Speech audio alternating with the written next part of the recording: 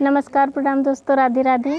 हम एक प्यारा सा मैया जी का गीत लाए हैं। गीत कैसा लगेगा आप लोग कमेंट करके ज़रूर बताना, और आशा करती हूँ कि आप लोग प्यारा सा भर भर के कमेंट करेंगे, हमारे वीडियो को आगे बढ़ाएंगे। और आपसे आशीष की कामना करती हूँ कि मेरा चैनल आगे बढ़ाइए, थोड़ा अपना आशीर्वाद दीजिए। जय माता दी। कुछ ना मांगीला मैया एको फूल मांगीला, कुछ ना मांगीला मैया एको फूल मांगीला, मैया राउर चरनिया के धूल मांगीला। कुछ ना मांगीला मैया एको फूल मांगीला, मैया राउर चरनिया के धूल मांगीला, मैया राउर चरनिया के धूल मांगीला।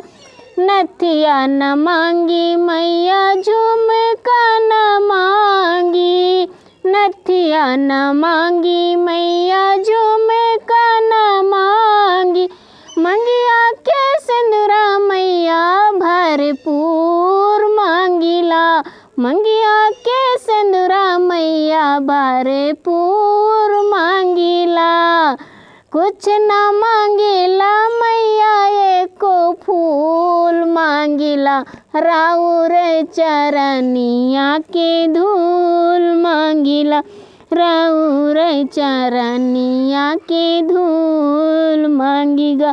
मैया माथे की बिंदिया लालम लाल मांगीला, मैया राउर चरनिया के धूल मांगीला, मैया राउर चरनिया के धूल मांगीला।